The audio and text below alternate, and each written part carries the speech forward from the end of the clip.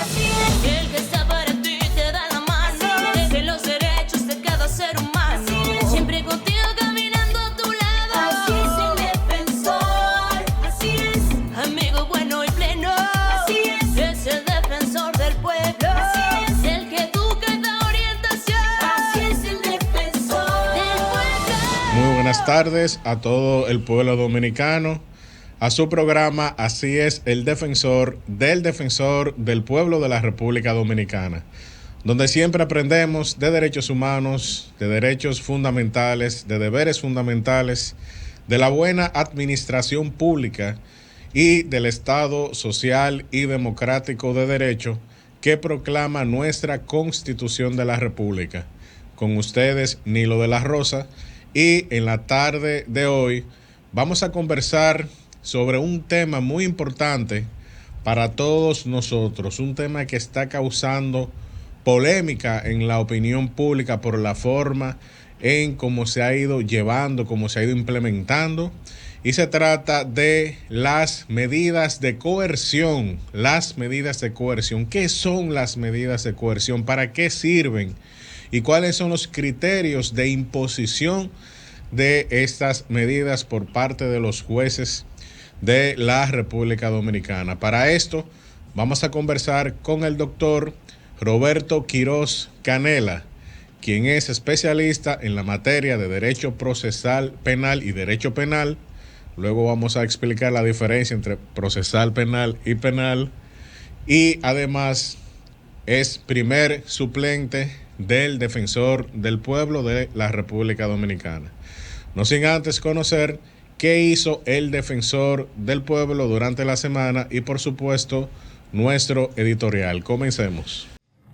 Queridos amigos, los altos niveles de violencia intrafamiliar y violencia social que se están presentando en la República Dominicana amerita acciones fuertes y contundentes, no solo desde las autoridades gubernamentales como siempre se piensa, también las familias y cada uno de los individuos que componemos la sociedad.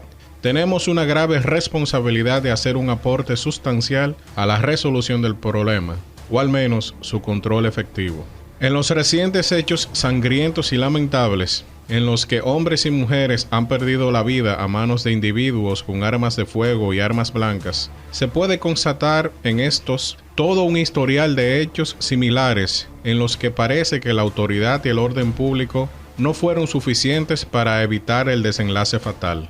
Es común encontrar en esos antisociales y enemigos de la dignidad y los derechos humanos antecedentes delictuales y criminales, tales como homicidio, asesinato, violencia de género, robo agravado, golpes y heridas e incluso tipos penales más complejos como estafas, extorsión y corrupción. ¿Cómo es posible que esos elementos anduvieran sueltos en las calles de nuestro país sin el más mínimo monitoreo o control por parte del Estado? Sin duda alguna, ciertas cosas no están funcionando correctamente en nuestro país. Ciertas cosas llaman a suspicacia. Ciertas cosas inquietan hasta el más bravo de los habitantes de la República. Parecería que estamos a merced de la ley de la selva, es decir, la ley del más fuerte, y no a merced de la razón y del Estado de Derecho.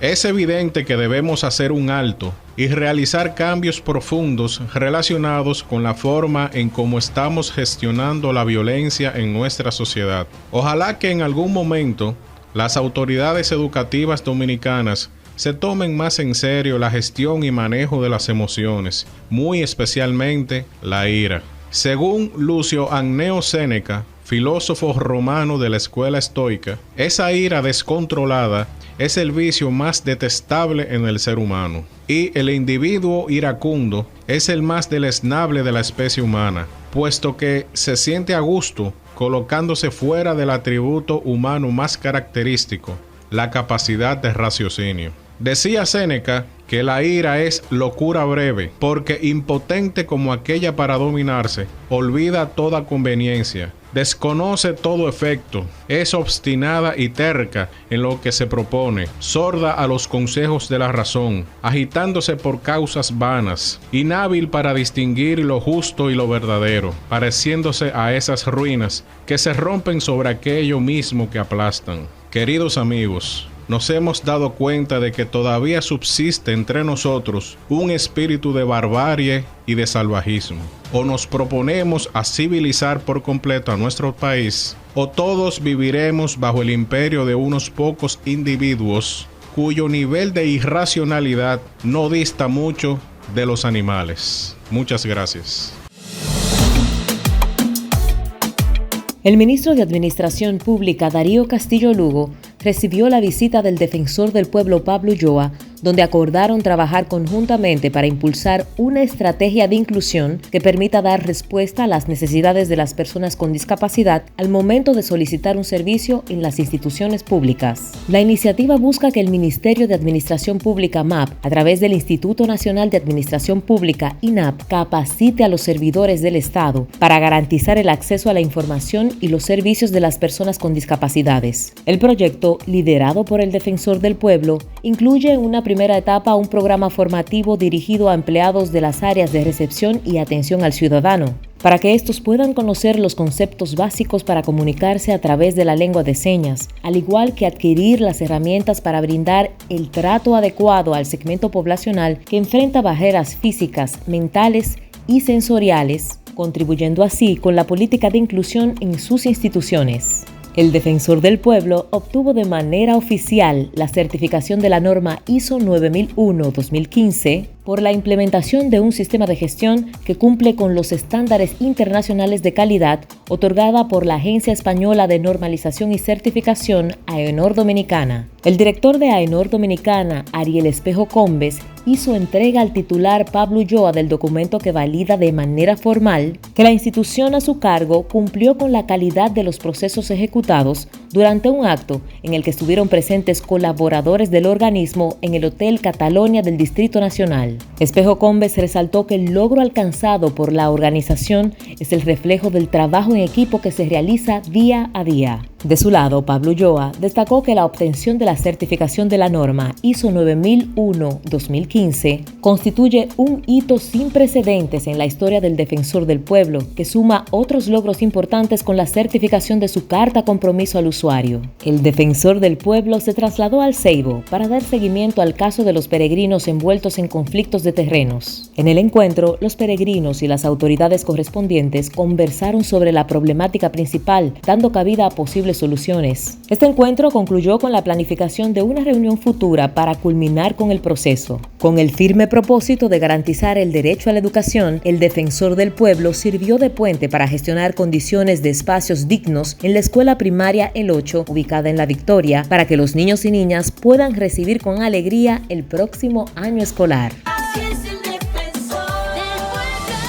Estamos de vuelta en Así es el Defensor del Pueblo de la República Dominicana. Y como les comentaba, vamos a conversar con el doctor Roberto Quiroz Canela sobre las medidas de coerción que están previstas en nuestro Código Procesal Penal en los artículos 226, 227 de ese código, y que en los últimos tiempos ha causado cierta polémica por la forma en cómo se ha implementado el criterio que se ha utilizado para la imposición de estas medidas de coerción. El doctor Roberto Quiroz Canela es un gran colaborador de ese programa, un gran amigo también, y es el primer suplente del Defensor del Pueblo. Por demás, una persona muy querida por la comunidad jurídica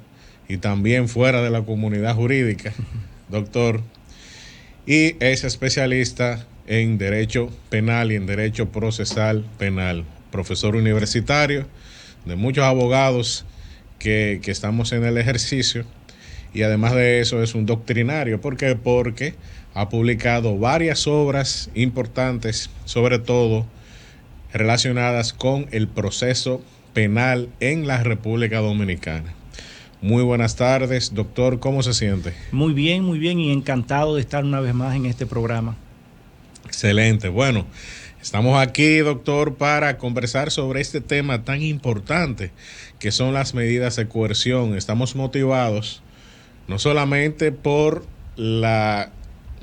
el debate que ha suscitado este tema de las medidas de coerción en la opinión pública, sino también porque el mismo defensor del pueblo, comenzando por su titular, que es el doctor Pablo Ulloa, los adjuntos y los suplentes, todo ese equipo del cual usted forma parte, electo por el Congreso Nacional, ha cuestionado en algunas ocasiones el hecho de que se utilicen algunas medidas de coerción que en principio son excepcionales y en la práctica aparentemente o se ve de forma evidente de que no son tan excepcionales, sino que comienzan a hacerse lo normal, comienzan a hacerse las reglas de aplicación. Doctor, ¿qué debemos de entender por medidas de coerción?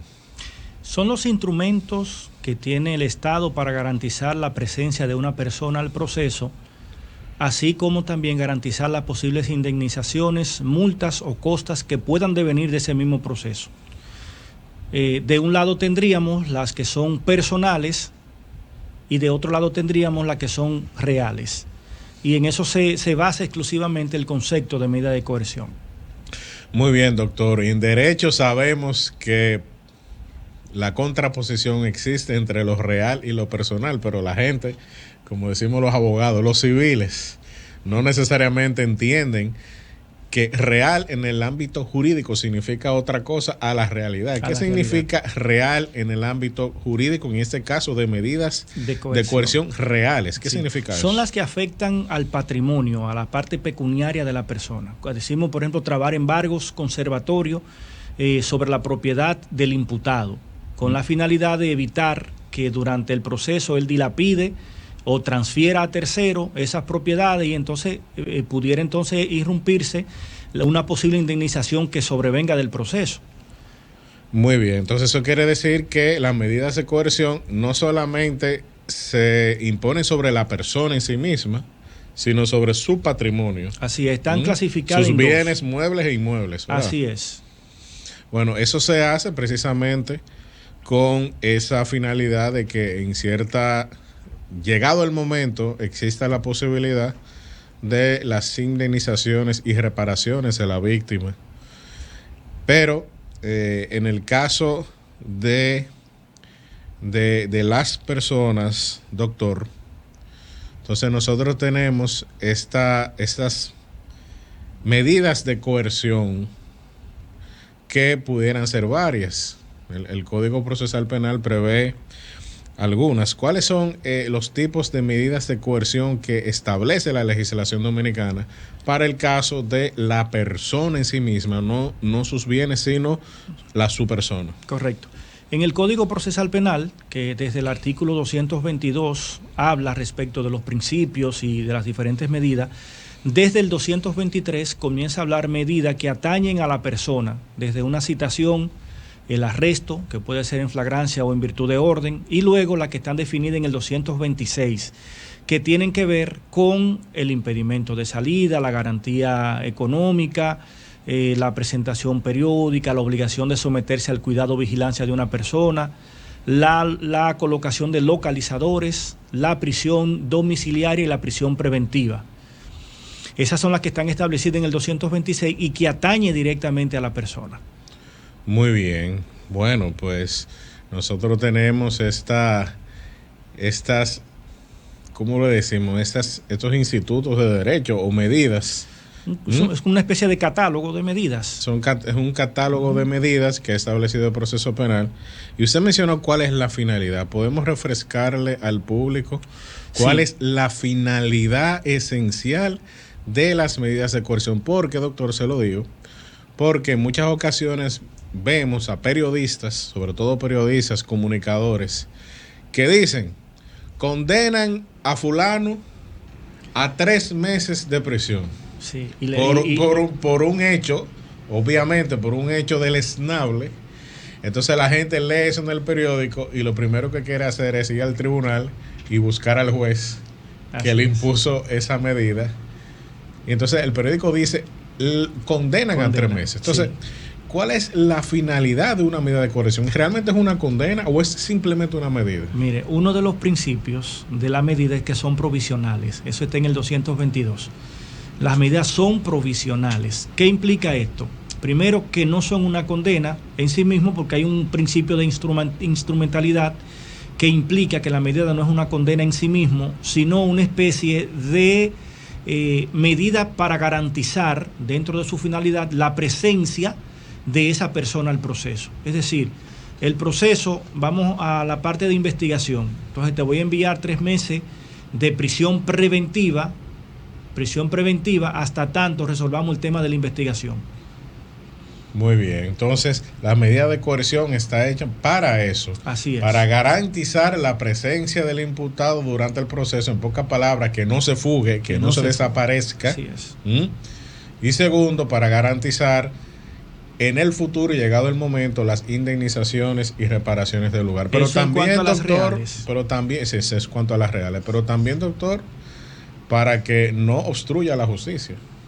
O no obstruya la investigación, vamos a decirlo así. Eso es uno de los, diría yo, de los criterios que en ocasiones utilizan los jueces para imponer medida. El tema de que el imputado pudiera ser un obstáculo durante la investigación. Así es. Bueno, vamos a una breve pausa y regresamos de inmediato con el doctor Quirós Canela. Así es el defensor del pueblo.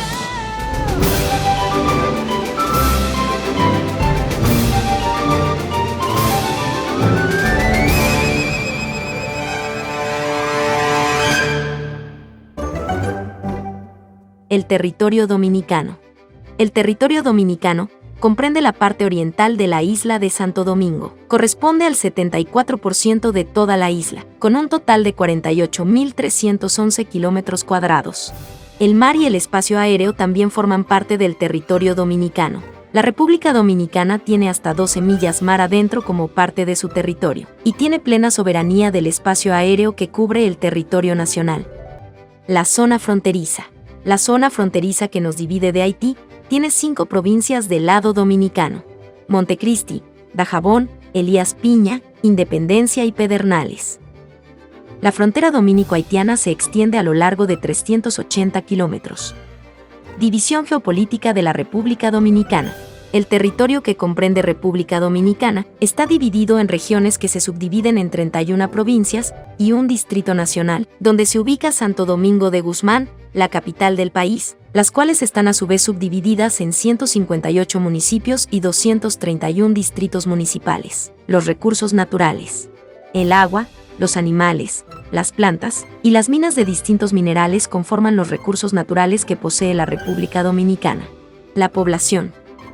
La población de la República Dominicana es de 10.5 millones de habitantes. La nacionalidad. Los dominicanos son aquellas personas que nacieron en territorio dominicano, tienen padre o madre dominicana, extranjeros que se casen con algún ciudadano dominicano o extranjeros que adquieran la nacionalidad. El idioma de los dominicanos. El idioma oficial de la República Dominicana es el español. Así concluimos este episodio sobre el territorio dominicano.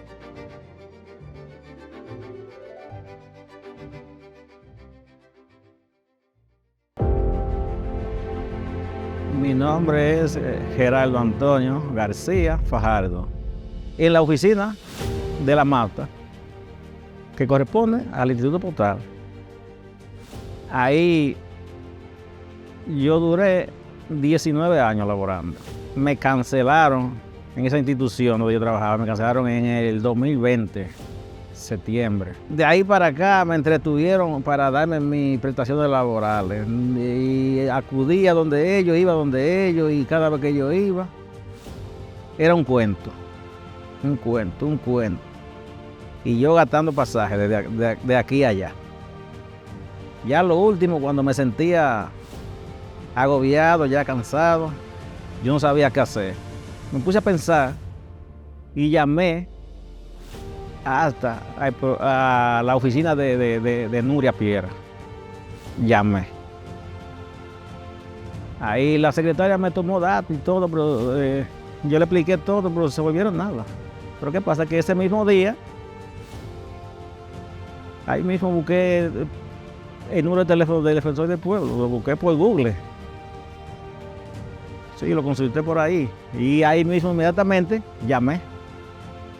Y como te digo, como recibieron esa llamada y ellos y se portaron conmigo, yo dije, bueno, aquí es que yo voy a trabajar. Ya que yo en varios casos, varias veces vi algunos casos que él resolvía.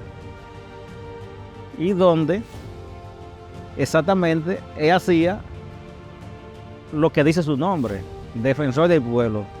Es decir, que defendiendo el pueblo. Y llegué personalmente allá a la oficina de defensor del pueblo. Cuando llegué allá, yo le expliqué. Y yo me llevé mis documentos otra vez para presentárselo personalmente allá. Inmediatamente ellos lo tomaron, los papeles allá, y le tiraron fotocopia. Y prepararon un expediente. Luego prepararon el expediente, me pusieron a firmarlo. Yo hice todo eso. Y más o menos los 3 días me llamaron para decirme un abogado que ya estaba asignado para ese caso. El licenciado Lorenzo Herrera, muy buen muchacho, muy buen abogado. Él y yo de ahí para allá nos mantuvimos en contacto. Él me llamaba, yo le llamaba, según iba trabajando el caso. Después me llamaron del Impostón, que ahí fue que yo laboré por 19 años. Ahí me llamó el jurídico de Impostón para decirme que ya el cheque estaba hecho. Pero sí le digo que si no hubiera sido por esa institución, el defensor del pueblo, yo no sé qué hubiera pasado. Porque yo creo que ellos no tenían en mente solucionar este problema. Le digo así porque cuando me entregaron el cheque tenía 3 meses de hecho a nombre mío. Oye, 2 años fue porque duré gestionando. Porque fue en el 2020, en septiembre del 2020. Me cancelaron y yo de ahí para allá, ya en enero del año siguiente comencé a gestionar. Yo tenía en planes cambiar el vehículo, ¿tú ves? Y yo debo estar desesperado y muy confiado ya, porque ya este muchacho Lorenzo y yo habíamos hablado mucho y los trabajos de él me decía los trabajos que había hecho. Y yo le preguntaba a Lorenzo, ¿qué usted cree? ¿Usted cree que yo puedo ir hasta cogiendo un préstamo por ahí para yo solucionar algo que tengo que solucionar? Él me dijo, sí, eso va a salir, me decía, eso va a salir. Y yo, pero nada, yo como que yo esperé el final, que me saliera el dinero, tú ves. Y luego yo resolví, yo vendí el vehículo que tenía y cogí parte de ese dinero que me salió allá, lo cogí para comprar uno que tengo ahí. Pero esa institución para mí es muy valiosa y muy seria. Porque yo sí le digo que yo me sentí contento cuando me surgieron ese problema. Llamé al abogado y le dije que si no nos íbamos a ver personalmente, que yo quería que nos viéramos personalmente para darle una propina. Y él me contestó que no, que a él le pagan para eso, porque ahora mismo no se puede confiar casi en todo el mundo. Ahora todo el mundo lo que hace es buscando ventaja por aquí, buscando ventaja por ahí, olvidándose de todo el mundo. Y aquí no, el defensor del pueblo trabaja pensando en el pueblo.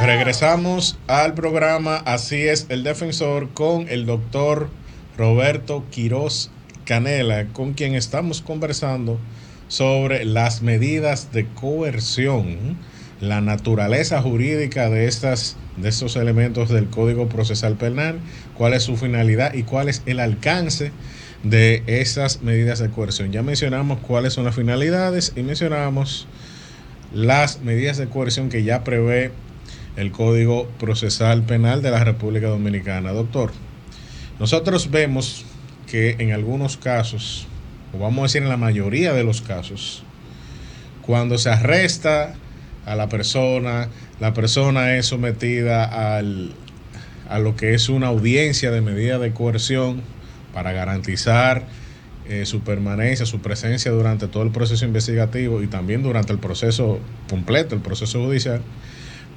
Entonces vemos que en algunas ocasiones se ponen varias medidas, es decir, se combinan medidas, y en otras ocasiones no se combina, sino que se pone una medida de coerción, básicamente la prisión preventiva.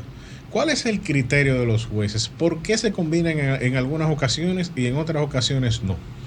En el artículo 234 del Código Procesal Penal plantea, al momento de la imposición de la prisión preventiva, o sea, la parte inicial de ese artículo dice que cuando no sea posible combinar una o varias de las otras medidas que no sean la prisión, se impondrá la prisión. Entonces, generalmente los jueces, cuando ven que el hecho es grave, la posible pena a imponer, la posibilidad que tiene el imputado de obstruir la investigación, optan por poner la prisión preventiva.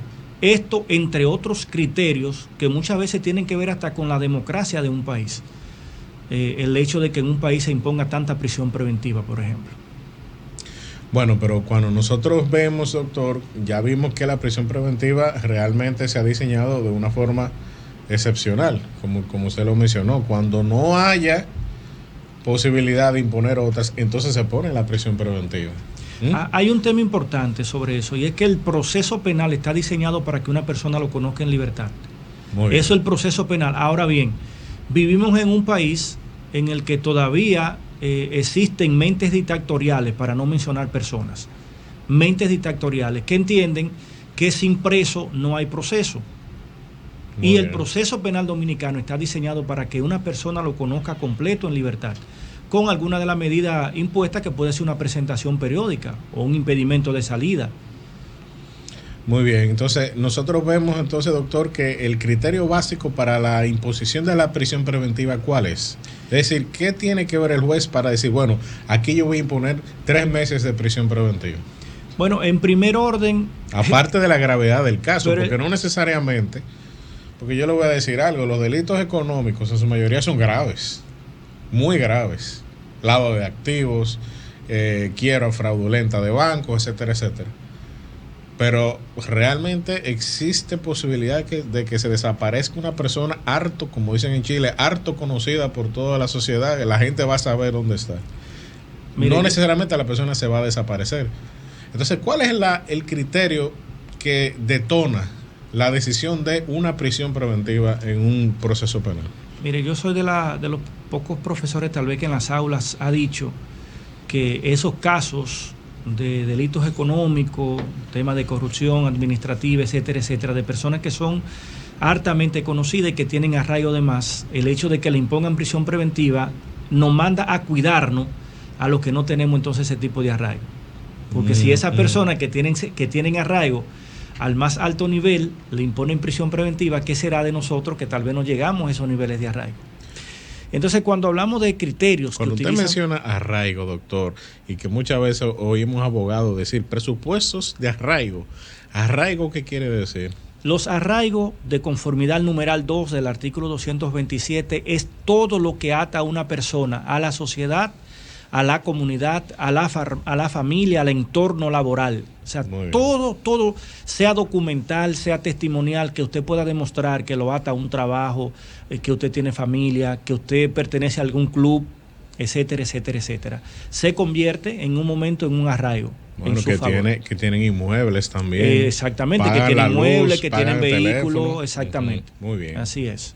Eso quiere decir, doctor, que mientras más bienes tiene la persona, menos posibilidades de prisión preventiva hay. Debería. Entonces, ¿eso no es un poco discriminatorio desde el punto de vista constitucional? Lo que pasa es que usted no puede analizar obligatoriamente los arraigos en función solamente de los bienes que pueda tener la persona. Muy bien. ¿Por qué? Porque el mismo Código Procesal Penal, en el artículo 231, 232, cuando habla del acta, dice que en el acta de la vista de la audiencia de medida de coerción debe de recogerse esa promesa que hace el imputado de no sustraerse del proceso. Si yo no tengo arraigo, pero yo frente al juez me paro y digo, magistrado, mire, yo me comprometo a venir cuantas veces sea necesario, y si yo me veo como una persona de credibilidad, independientemente de que pueda tener o no propiedades, ese solo elemento debería de bastar para que el juez no me imponga una prisión preventiva, por ejemplo. Bueno, y con eso hay que tener mucho cuidado, doctor, porque no todos los bienes ayudan al arraigo. Yo recuerdo en una ocasión que había una audiencia delante de la mía y era precisamente de medida de coerción en el juzgado de atención permanente del Distrito Nacional, muy conocido ese tribunal. Y una persona, el abogado de la defensa, había presentado varios bienes como presupuestos de arraigo. Y uno de los más importantes, diría yo el más importante, era un yate que lo tenía ahí en una de las marinas de esas náuticas, esos clubes exclusivos. Y bueno, ahí el Ministerio Público comenzó a hablar y repita de nuevo ese. Yo, claro, con un yate de esa categoría, usted sale muy fácilmente del territorio nacional, a cualquier isla del Caribe, incluso hacia los Estados Unidos pudiera irse. Así es, pero igual también... Entonces, realmente no convino esa parte ahí. No, pero igual si usted tiene un proceso de lavado de activos y lo que se está estableciendo es que la persona se ha enriquecido y usted presenta cuentas de banco muy altas, entonces justamente usted está coincidiendo con la acusación. O sea que hay que tener mucho cuidado. Mucho cuidado. Sí, y además de eso, nosotros vemos también de que en muchas ocasiones esos presupuestos de arraigo son bienes que realmente fueron conseguidos, obtenidos por el delito o el crimen que se le está imputando a la persona. Es decir, que usted tiene mucha razón con respecto... A pesar de que Adam Smith, el padre de la riqueza, decía que detrás de cada gran riqueza hay un gran crimen. Así Habría que ver si eran crímenes de sangre o a cuál él se refería. Exactamente. Bueno, crimen al fin. Sí, pero así es. Realmente estamos hablando de que hay que tener mucho cuidado y a veces se le da hasta la razón desde un principio a la autoridad persecutora. Bueno, vamos a una breve pausa y regresamos de inmediato con el doctor Quiroz Canela. En marzo del 2022, el defensor del pueblo, Pablo Ulloa, en compañía del secretario general de la institución, Harold Modesto, acudió a la carcelita de Bella Colina en respuesta a múltiples denuncias respecto a las condiciones del lugar. El defensor del pueblo, al llegar a la carcelita, se encontró con 160 internos en el sótano del cuartel, cuando este solo tenía capacidad para 20 personas. Además, pudo constatar múltiples violaciones a los derechos humanos. Tras la visita del defensor del pueblo y establecer acuerdos con el Ministerio Público, las autoridades se comprometieron a agilizar el proceso de descongestión de la cárcel del sector Bella Colina en Santo Domingo Oeste. Gracias a esta intervención, la promesa se ha materializado. Esta semana, la Procuraduría y la Dirección General de Servicios Penitenciarios y Correccionales hicieron el corte de cinta que dejó inaugurada la nueva cárcel de Bella Colina, el Centro de Privación de Libertad Preventivo Batey Bienvenido. Así es, el que está para ti te da la mano, de los derechos de cada ser humano, siempre contigo caminando a tu lado. Así es el defensor, así es, amigo bueno y pleno. Así es el defensor del pueblo, así es el que educa y da orientación. Así es el defensor del pueblo. Estamos de vuelta en Así es el defensor, conversando con el doctor Roberto Quiroz Canela, quien es especialista en la materia procesal penal y además es primer suplente del defensor del pueblo de la República Dominicana. Y bueno, hemos estado hablando de la naturaleza jurídica de las medidas de coerción, su propósito, su finalidad y el alcance que tienen de acuerdo a la normativa procesal penal dominicana. Doctor, antes de irnos a la pausa, habíamos conversado sobre la prisión preventiva, del carácter excepcional y la forma en cómo un imputado puede defenderse de esa solicitud de prisión preventiva por parte del Ministerio Público o de la parte querellante y actor civil. ¿Cuál es el procedimiento que se utiliza, doctor? Primero, ¿existe la posibilidad de variar una medida de coerción ya impuesta? Y segundo, ¿cuál es el procedimiento que se utiliza para eso? Porque vemos muchas veces en la prensa, doctor, que algunas personas se le dicta la prisión preventiva y al cabo de 3 meses, de 6 meses, incluso después de 1 año o de 18 meses, la persona sale de la cárcel, aunque sigue el proceso penal. ¿Cuál es el criterio que se utiliza para eso y cuáles son los tiempos que establece el Código Procesal Penal? Bien, en primer orden, los tiempos de la prisión preventiva están definidos en 2 sentidos. Cuando el caso es un caso ordinario, entiéndase un caso común, el Código Procesal Penal ha planteado la posibilidad de que una medida de coerción dure hasta 12 meses de prisión preventiva, revisable cada 3 meses. Y cuando son casos complejos, en los artículos 369 y siguientes, exclusivamente el 370, habla de una duración máxima de 18 meses. Y sí existe la posibilidad, desde el día en que se impone la medida de coerción de prisión preventiva, de que se pueda solicitar una revisión o una apelación para que la misma pudiera ser variada. Y déjeme decirle algo importante que se debe saber, y es que la medida de coerción se pueden tanto variar en favor del imputado como en perjuicio del imputado. Muy bien. Me explico, si un imputado ha sido beneficiado en principio con una medida de coerción de libertad en la que él solamente va a estar comprometido a presentarse periódicamente, pero él no cumple con esa presentación periódica, pues se puede ordenar su arresto y una solicitud de variación de esa medida de coerción para que se le imponga una que sí garantice su presencia, que pudiera ser la prisión preventiva. Muy bien, bueno, eso es una información muy importante, doctor, porque normalmente la lógica procesal penal aparentemente va en beneficio del acusado. Así es. O del imputado, y vemos que no es así realmente. Es decir, si existe la posibilidad, mejor dicho, de que esa medida de coerción se modifique, no para que la gente nos entienda, no para ser suavizada, sino para ser endurecida. Así es. En perjuicio del imputado y en beneficio del proceso investigativo. La medida o el recurso o la acción que no puede perjudicar al imputado es la revisión obligatoria. Muy bien. Porque esa es de oficio o el juez la fija, y esa no puede perjudicar al imputado. Ahora, entonces, si el imputado no cumplió con la medida que le impusieron en la que él va a estar en libertad, el Ministerio Público o la parte querellante puede recurrir para que le varíen por una que sí garantice su presencia. Y ese recurso, ¿ante quién se eleva ese recurso de revisión de la medida de coerción? El de revisión se va a elevar por ante el mismo juez que impuso la medida, o en su defecto, como por ejemplo a nivel del distrito, que hay varios juzgados de la instrucción, lo que se hace es que Atención Permanente conoce la medida y en esa resolución designa un juzgado control.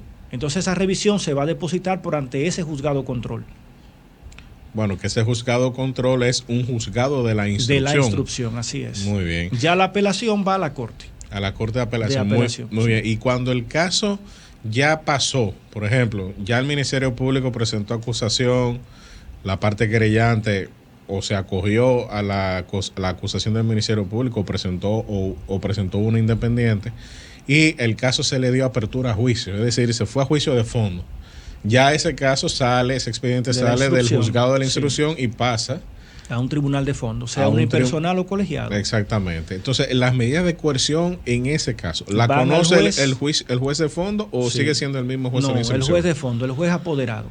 En este caso, el juez apoderado del caso puede conocer de lo que tiene que ver con la revisión o el cese de la prisión preventiva. Y en el caso que yo tengo el interés, o que el imputado tiene el interés o la urgencia de ser trasladado de una prisión a otra por motivo de seguridad, fíjese que no está pidiendo que se varíe la medida, sino que se le traslade a otra prisión por X o Y razón, por motivo de seguridad o cualquier otro motivo que amerite ese traslado.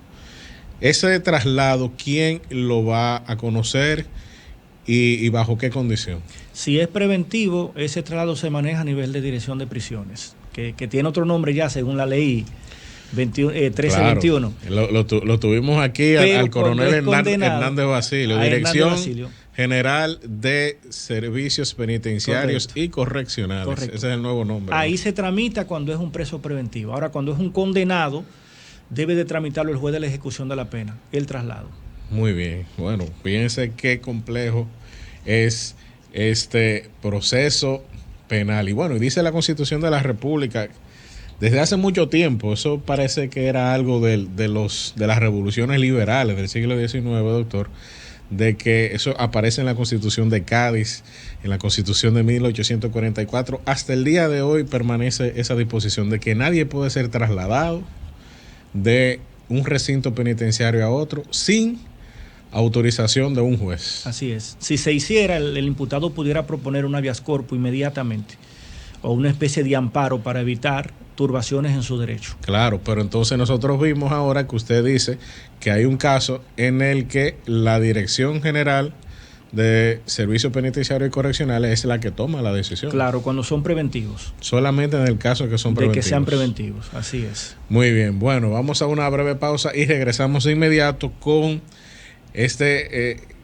labor de escudriñar el proceso penal y las medidas de coerción en República Dominicana. Volvemos. Así es el defensor del pueblo. ¿Te has preguntado qué hace el defensor del pueblo? Nuestra institución contribuye con la defensa de la buena administración y los derechos fundamentales. ¿Cómo lo hacemos? Intermediamos en conflictos que puedan darse entre los ciudadanos y las instituciones del Estado. Vigilamos y supervisamos las actuaciones ilegales, arbitrarias o erróneas de las instituciones y funcionarios del Estado. Sugerimos cambios de criterio de los actos y actuaciones de la administración pública que violenten derechos.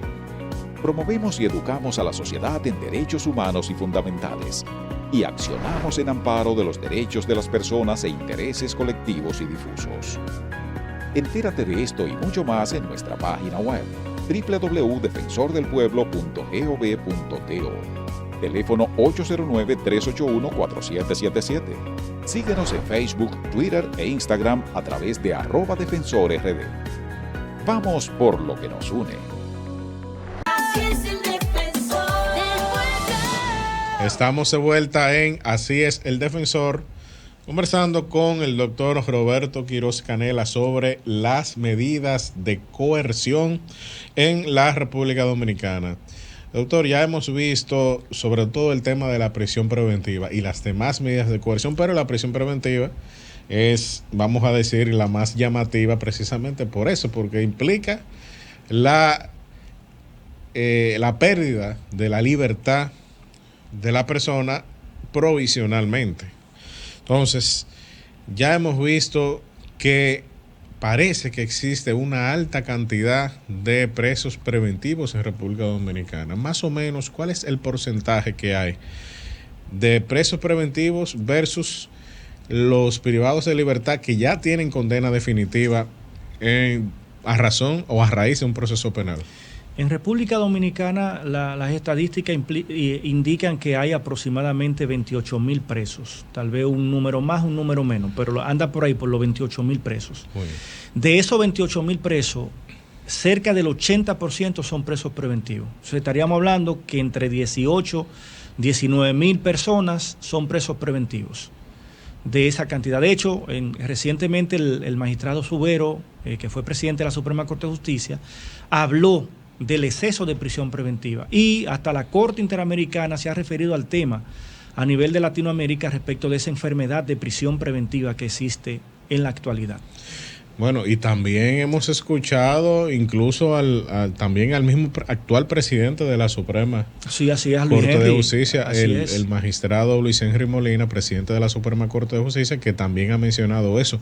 El mismo defensor del pueblo, el doctor Pablo Ulloa, pero también los adjuntos, también los suplentes como usted, públicamente han hablado de ese tema. Así Entonces, es. si yo lo que pienso es, doctor, que si la proporción es un 80-20, que normalmente escuchamos eso, pero en otro ámbito, Así el es. 80-20, Así pero es. vamos a suponer, o vamos a redondearlo en un 80-20, siendo la prisión preventiva mayor que las condenas definitivas, entonces entiendo yo que parece que hay mucha persecución, parece que hay un gran activismo persecutor, sin embargo, hay poca impartición de justicia en la República Dominicana. ¿O me equivoco o es así? Mire, yo me voy a atrever, una interpretación que le doy al número. Yo me voy a atrever de manera responsable a decir que como en los últimos tiempos se ha hablado mucho de un Ministerio Público Independiente, esa palabra no se ha extendido a una justicia independiente.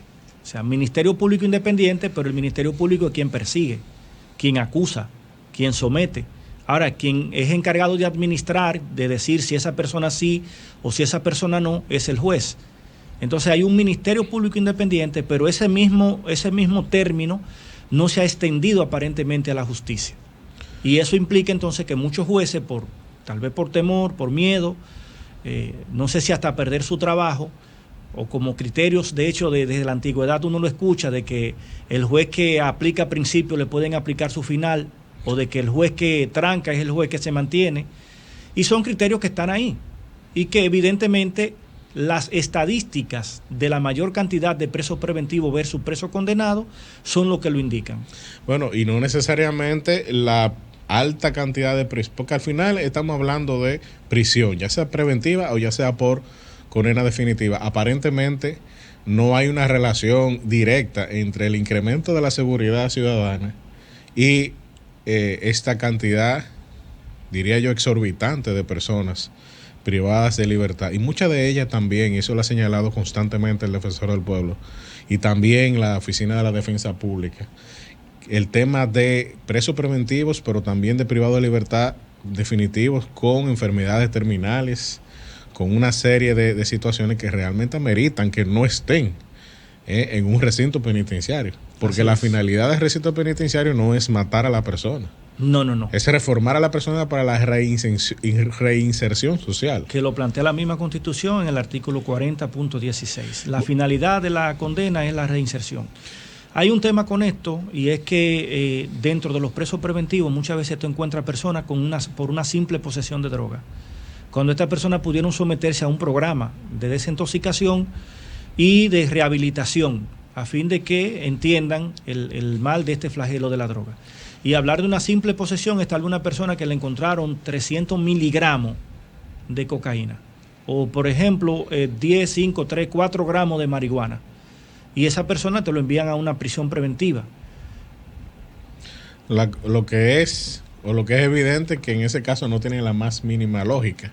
Así es. O no tiene el más mínimo sentido común aplicar ese tipo de medidas, porque no necesariamente hay un tema de salud aquí.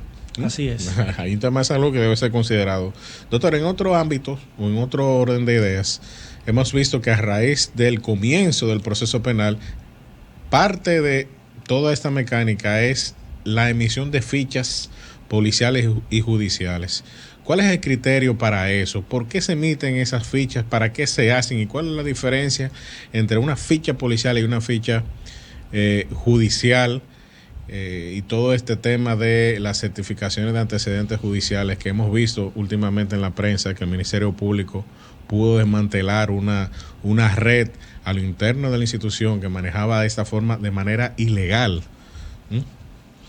Yo no quiero justificar a los que de manera ilegal estaban haciendo eso, pero de manera responsable, vuelvo y digo, deben de investigar bien, porque esa estructura se formó muchas veces por la dificultad de la persona poder retirar sus fichas. Las fichas, tal y como usted la plantea, son un mecanismo que tendría la policía y que tendría el mismo Poder Judicial y el mismo Ministerio Público para poder tener estadística respecto de la incrementación de la delincuencia. Y hablar, por ejemplo, hasta de la reinserción, de la reincidencia, perdón, una persona que ya ha sido sometido varias veces o que ha sido condenado varias veces. En principio, la policía, cuando detiene a una persona, pone una ficha, pero esa debe ser una ficha de control, no debería salir en ningún sistema. Y hasta la apertura a juicio, hasta que no se dicte apertura a juicio, es cuando debería entonces proponerse o imponerse una ficha que ya sería definitiva, no para toda la vida, sino definitiva en el proceso. Es decir, enviamos a juicio porque se determinó que esa persona probablemente puede recibir una condena. Sin embargo, es una información que doy, y es que todas las fichas, sean provisionales, sean de control o sean definitivas, tienen un momento en el que debe de quitarse. No es en automático, hay procedimientos para ellos, pero deben quitarse. Y la persona al final tener la posibilidad de volver a obtener un certificado de no antecedentes penales. Así es. Y bueno, y para eso existe, y vamos a hablar de ese tema en otro programa, lo que es el habeas data.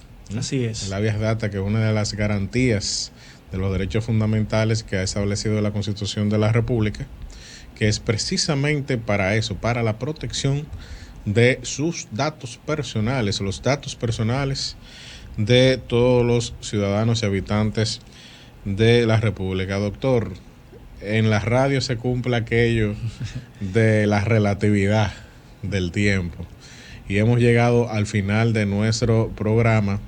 Con usted se hace demasiado rápido el programa porque da muy buena información, muy entretenida y además de eso muy certera, sobre todo para los casos que estamos conociendo, estamos viendo a nivel nacional en esos momentos. Le agradezco su apoyo en el día de hoy y esperamos tenerlo pronto para hablar de otros temas del proceso penal dominicano. A ustedes muchas gracias por su sintonía y les deseamos un feliz resto de la tarde y una semana llena de dicha y llena de provecho. Nos vemos en un futuro próximo. Hasta entonces. Así es, el que está para ti te da la mano, defiende los derechos de cada ser humano, siempre contigo caminando a tu lado. Así es el defensor, así es, amigo bueno y pleno, así es el defensor del pueblo, así es el que educa y da orientación, así es el defensor del pueblo. Si no pudiste sintonizar, Así es el Defensor, en vivo los domingos por Sol 106.5 FM, te invitamos a que visites nuestro canal de YouTube Defensor del Pueblo. Cada lunes subimos nuestro programa radial al canal del Defensor del Pueblo. No te lo pierdas, suscríbete, activa la campanita, dale me gusta y comparte.